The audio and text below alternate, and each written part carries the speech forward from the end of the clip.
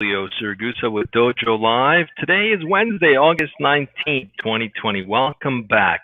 I'm joined today by my co-host, Kim Lantis in Hermosillo, Mexico, and Carlos Ponce, just outside of Mexico City.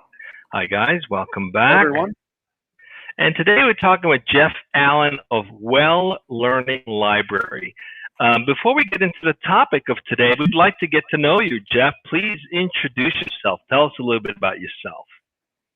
Yeah, thank you guys for having me. It's great to be on. So I'm Jeff, as you guys mentioned, and I'm the founder and CEO of a company called the Wellbuilding Library. And the Wellbuilding Library is an online training health and wellness platform that has a number of clients in various spaces. And we provide health and wellness education to the employees of those companies. And we also have a unique focus on how our building spaces impact our health and well-being. Excellent. And how long have you been doing this, Jeff? Just curious what led you into this direction. Sure. So I'm a former product manager in the technology space. I formerly worked for a travel technology company. And when I left that last company, actually at the tail end of before leaving that company, they asked me to go and create an online training program for them. I had a deep knowledge and domain knowledge of the entire product. And so they went and asked me to do that. So I built a team around creating the training program. And through that, we hired instructional designers and training managers, where I got to really learn the learning and development industry, how instructional design works, how content creation works. And from that, I saw an opportunity to go create my own company around creating e-learning content or online training for other companies. So I created a company called Chromatic Content. From there was when I met someone who is an expert in the Wellbuilding Standard, which we can talk about in a little bit more detail. But she brought to me an opportunity around building health and wellness training. So she saw within the Wellbuilding Standard how they were coming out with another version of this standard. It's a certification process for building spaces to make building spaces healthy for the people that occupy those building spaces. And so she was in need of someone to build a training program. And one thing led to another. It started off as a collection of 10 training courses, and then it just became bigger and bigger and bigger to the point where it became essentially its own corporate wellness educational platform. Great. Well, speaking of good buildings or well-built buildings, let's talk about the topic today. Kim, please introduce the show. I'm looking forward to talking and digging in. Sure, thank you. I think Jeff already did a pretty good job. Thank you, Jeff, and welcome. So today's topic is healthy people, healthy buildings, and a healthy environment. Discover how building spaces can advance human health and well-being while simultaneously contributing to a more sustainable world. Perfect. I think that this conversation is actually very timely considering the current climate of the world, COVID, of course. So I guess I would like to approach this, I think, from a couple spaces. Like, what can companies be doing right now with the COVID situation to guarantee a healthy environment for their employees? For those of us who happen to have the benefit of working from home, how could we do that same thing at home and create an environment that's comfortable for us, not only healthy, but also, I think, our emotional, mental health, if that's something that your company also trains on? Sure. Yeah. So we do have a variety of health and wellness topics: nutrition, hydration, ergonomics, mental health, substance use and addiction training. Wow. But to your question, I think that there's kind of two parts to that. The first is, what can companies be doing? I think right now, I mean, it depends on where you are in the world. But let's just presume that you're in a location where we're really not ready to go back to the built environment. It's not yet safe unless we, and the governments and public health officials are saying still stay home unless it's really essential. Then I think what companies can be doing is supporting their workforce to work remotely. So giving them whatever resources people need to be their best and be as productive as they possibly can, to take care of their health and well-being, so that they can be, the most productive that they can be. So that's kind of the short term. Looking medium term to long term, as we re-enter our building spaces, that we are going to be going back to our building spaces at some point. It's kind of two things I think companies can be doing. One is, first of all, how can they make these building spaces safe for people? How can we mitigate the risk of COVID-19 as we go back? Because there's going to be this transition period where the virus is still around and we're not sure, where it is. There's a lot of uncertainty in that, and that creates a lot of anxiety within people. So it's important to make your employees feel safe, and in order to do that, you have to make your building space as safe as possible, mitigate the risk as much as possible. So that's things like cleaning protocols, education around what people can be doing to mitigate the risk, both operational people, building operations people, as well as just every employee. What can they be doing? In addition to that, there are things that can be put in place like monitoring. There's a lot of technology out there today that where sensors can be put in to actually detect whether or not there is a virus in the air, whether or on surfaces. So monitoring surfaces as well as air quality is an important thing. That real-time monitoring can then be feedback. So it's really a holistic approach of a lot of different strategies that can be put in place. Well, that's interesting. So I've heard many times, where you live and where you work can make a big difference in how you feel. So besides the obvious in terms of sanitizing, creating a safe environment as people begin to get back to work, critically important, right? You don't want people stressing, am I going to get sick just because I'm showing up to the office? What are other things or trends are you seeing that work well to, one, increase the sense of belonging inside the organization, and two, perhaps even improve the sense of well-being and dare say even being more productive because of the space or the environment that you're in? What's the typical trend you're seeing that works in that direction? Well, I think for right now, this is one of the reasons why we've built the Well Learning Library, is not just to provide employees with health and wellness training, but how do we keep employees connected while they're not in the building space? So, I think that when we go back and re-enter buildings, many companies are going to go to some sort of hybrid model where there's more flexible work from home or work remote, as well as providing that opportunity to for people to actually be in the building space. Because working remotely, it has its advantages and its disadvantages. People get more time back because there's no commute, so that's an advantage. You could argue, some people are saying I'm more productive when I work from home because I don't have all the distractions within the office space. At the same time, there is, being in a space with one another, you have that human connection, which is huge for mental health, as well as for being able to connect with employees around projects and things like that. So there's pros and cons, but we wanted to create a platform where people can interact remotely, but then they also have, but then we're also training them on what's important to connect as human beings. Jeff, I have a quick question. I'm sorry, Tulio, just real quick.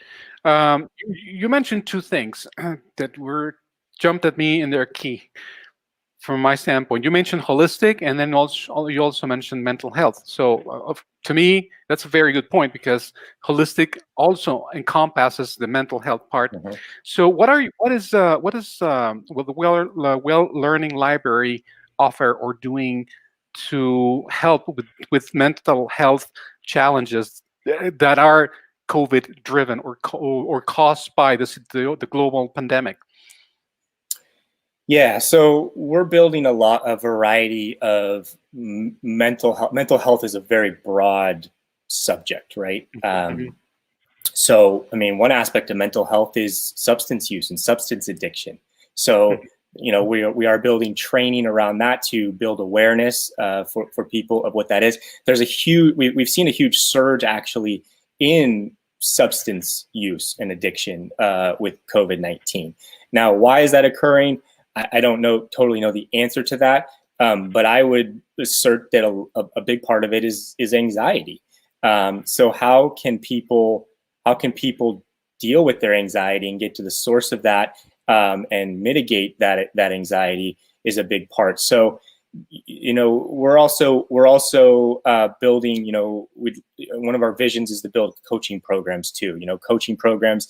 As well as having therapists on demand is something that we're looking at doing to provide additional support for people who are dealing with that level of anxiety that COVID-19 is having the impact of. Thank you, Jeff. Well, we just say the primary, let's call them stressors right now. You have people who are, one, afraid of getting this dreaded disease. Then you've got, on top of that, people afraid of what's going to happen to their livelihood, whether they are going to lose their livelihood or have already lost it. So they're trying to figure out how to make that work. Then you've got parents with children at home, multiple children at home, doing school from home with sometimes limited space. In big cities, not everybody's got a house and a lot of space.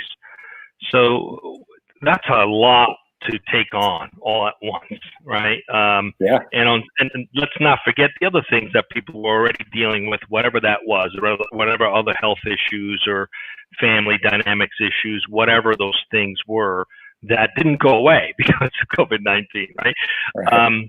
Sometimes they got exasperated. So what are some key things that people ought to be doing to, dare I say, pace themselves through this major change and shift?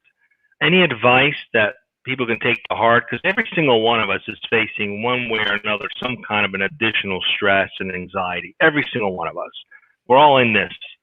So what are some of the perhaps tips to just kind of pause and say, okay, these are the critical things you should do to get yourself a little bit more level-headed through all this? What would those be?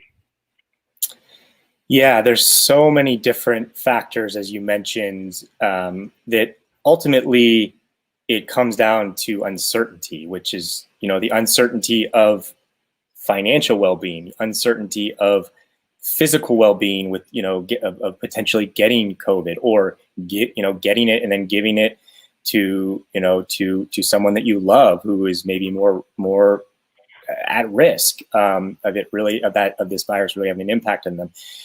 But to answer your question, I think that the key is to how do you stay in the present moment? How do you be present and essentially block out all of those things that are just unknowns? There's a lot we can't control. And so how do you let go of those things that you can't control? There's a lot of things that, you can do to do that. Meditation, breathing exercises are a good one to get yourself present and be present. Also, if you are finding yourself experiencing a lot of anxiety because of all of these unknowns and uncertainty, how can you block out some of that anxiety producing information, really? Like, sometimes shutting the news off. I'm someone who likes to really stay informed. So, I don't promote, or to ignore the news. However, sometimes, having that awareness of how is the news impacting you, right. Or simply choosing where you're getting your news from. That too, Perhaps Facebook is probably not the best choice to control your anxiety while staying informed, what was that? Right? I said Facebook is probably not the best choice to control your anxiety while trying to stay informed, right? There's a lot of misinformation. high emotions, and so yeah, like choose and select a source, I guess, that is ideal for you and works for you, and moderate it and be aware of your own mindset when you're preparing yourself to get informed. Yeah. So shutting off social media, which is not that easy. There's a lot of research now being done around the addictiveness of social media. So it's something that I think we all need to look at as a society, as to, yes, there's a lot of advantages of social media, but in some ways it's become, it's created its disadvantages as well.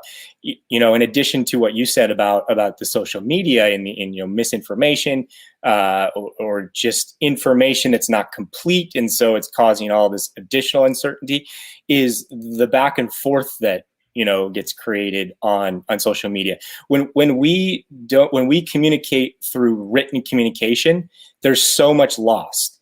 Whereas when this is a good forum, and obviously the most ideal forum is in-person communication, but we lose so much when we can't see that other person, when we don't see the body language, we don't pick up on that there's so much communication lost, which can add to what we're talking about here. Speaking of resources and reliable resources, what do you use at Well Learning Library to gather your information that then you're transmitting and providing to your clients?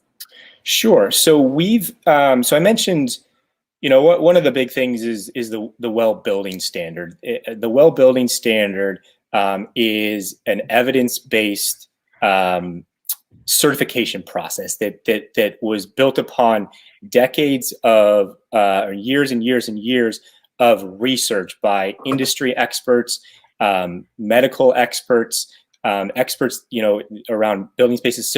So we leverage that. We work with the International Wellbuilding Institute that administers the Wellbuilding Standard for some of the best practices around health and well-being, or health and wellness in the built environment. And then we also have partnered with a variety of ergonomics experts, mental health experts, nutrition experts. We just brought on a new nutritionist and plant-based chef who is providing the platform with cooking classes around how to to make delicious, nutritious, and easy to make food right there in your home, and while also learning about the nutrition behind it. So we partner with a lot of different experts in the field. You can find some of those on our website at welllearninglibrary.com. Okay, so what I've heard is turn off those things that are triggering the negative emotions. All right, see if you can eliminate or diminish how much of that influence is triggering the stressors. But what about your topic today is about healthy buildings and healthy environments. So, what can we do physically in our workspace or our home to create a better environment? In people who live in cities that are maybe in a crowded small apartment, are there some things that they can do to physically create a better working environment that can improve their well-being? What are some of the things that are working? Yeah, I think the biggest thing is learning what how your behaviors impact the environment. One of the things that we ground ourselves in, and we're big believers of, is the United Nations put out their Sustainable Development Goals, or SDGs, and the Wellbuilding Standard is grounded in that as well. There's 17 Sustainable Development Goals that the United Nations developed with all of its member states signing on to in 2005, and over 10,000 companies have committed to those Sustainable Development Goals. So, and one of those is health and well-being. But health and well-being is not, we don't see it as something independent of a healthy environment. When we pollute our environment, it impacts the air quality that we then breathe. When we when water is not clean, that impacts the water that we drink. So how we impact the environment ultimately impacts us as well. So it's learning about those various factors that impact the environment, so that then people can take action and learn about, like, oh, I didn't realize that all that plastic that I'm using just goes out and is wasteful. Oh, I didn't realize that how much meat I'm eating contributes to methane in the air, that then contributes to climate change and poor air quality, as well as rising air temperatures and water temperatures. So it's learning about these things, finding those resources. That's really what I would recommend is learning, is building that learning practice of learning about it. Because I could give you 5 answers on here, but that's not going to be for no pun intended, a sustainable practice to continuing to learn about what you can do to make a difference. Okay, so yeah, actually, I'll go back to a quote that I said a couple days ago, or a couple episodes ago, and we learned about. I saw on Facebook, social media, like a meme that said something like 1 million people who are doing zero waste imperfectly have more impact than 100 people doing zero waste perfectly. So I think it's encouraging to get us to start small and focus on an immediate goal. And I think as far as work environments go, how we can little by little encourage other people to kind of get on board. For those companies who are interested in either with sustainability or just if I could, before you ask, I want to jump in on that. Yeah, like just to give you a personal example, right? Like, I'm not a vegetarian. I'm not vegan. Like, right? So I'm telling you about meat and how it impacts it, but I would be a hypocrite to tell you stop eating meat. Like I'm actually, in the last few months, I am grappling with that from just an ethical and personally moral perspective. I may shift that. So to your point though, it's I hear a lot of people say, oh, I can't, I'm never gonna go vegetarian. I can't go vegan. Like that's just not it's not a habit that I can develop. But whenever I go to a restaurant, it's too hard. Well, don't do it 100%, but can you cut it back a little bit? Can you take, one meal out a week or a couple meals out a week where you're eating meatless Monday, right? Yeah, meatless Monday. There you go. Yeah. Very good. And I think that's great. And just little by little, and these baby steps, right? None of us were born walking. But what can companies do? Those companies who say that's all well and great. Thank you, Jeff. I want to have a safe environment for my employees. I want to become more sustainable, but I just don't have the resources to do that. Like, aside from learning, are there any immediate steps that perhaps we could take into consideration? When you say they don't have the resources, what do you mean by that? Let's say it's not financially possible for me to go big. Like, I can't get a detector to see if there's a virus in my building. Mm-hmm. Yeah, that's a tough one. I mean, I think that look, if it's we don't have the resources to invest in a major certification program like the Wellbuilding Standard, which is it is definitely financially viable. So if you think that finances are constrained, I would encourage you or have someone at your company to talk to someone, and I'm happy to introduce you to people who can help guide you through thinking through that process and the potential return on that investment. However, if that's still not financially viable after you've done that due diligence, then it's just look at what you can. Where can you start? There are a lot of there. For example, the Wellbuilding Standard or the International Wellbuilding Institute put out a huge report on guidelines to recommended strategies and guidelines for reentry and to be prepared and for reentry. So that's something that's free and available. You can go download it from their website and start to look at areas that you can start to implement right there on your own.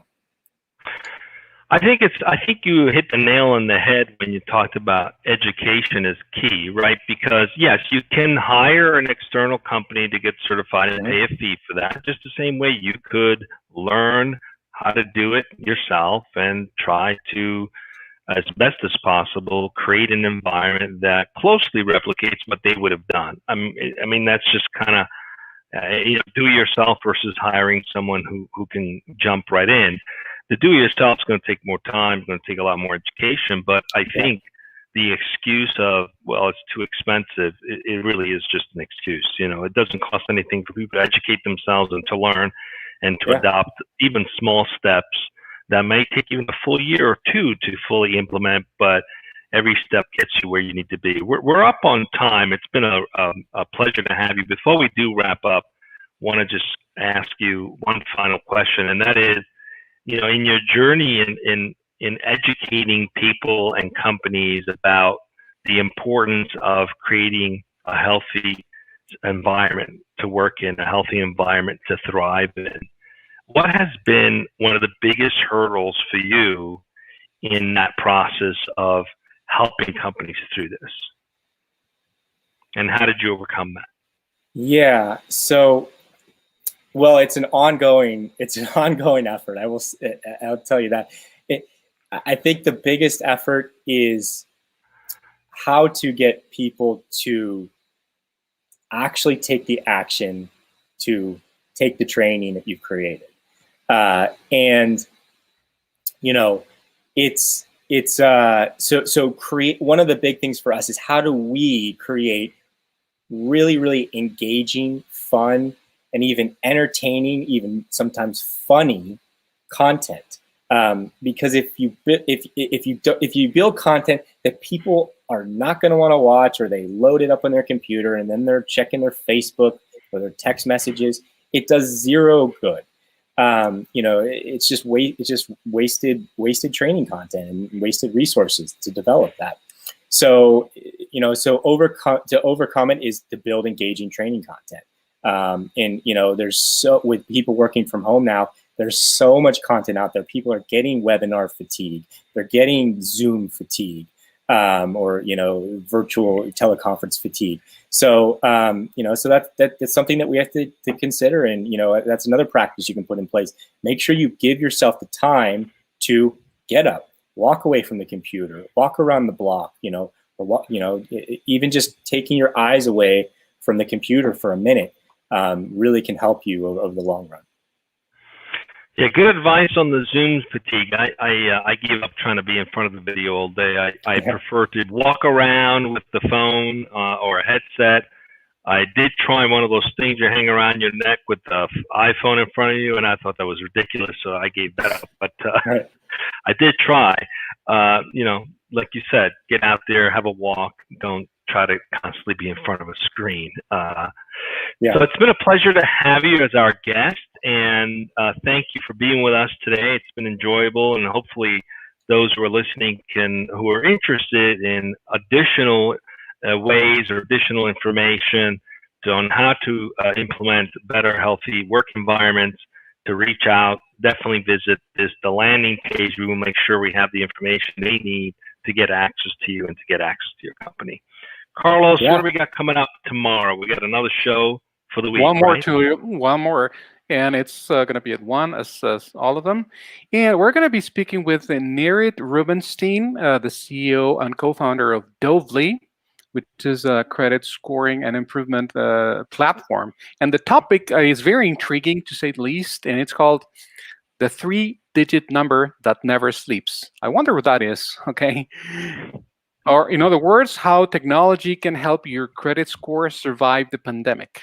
So that's what the guest has sent us for tomorrow's topic, tomorrow's conversation. Look forward to that right here on Dojo Live, 1 p.m. Pacific. And of course, Tulio, let's remind the audience and of course our guest, Jeff, that on Monday we're going to be at 1 p.m. We're going to be recapping the 3 shows that we had this week, including this one. So Jeff, please be on the lookout for that. If you want to, participate also, that's more than welcome. Yeah, I'll check it out. Well, Yeah, thank you guys very much for having me on. For those who don't have 20 to 30 minutes, we recap 3 shows and all the highlights in 10 minutes. 10 minutes. So 10 minutes. Monday at 1.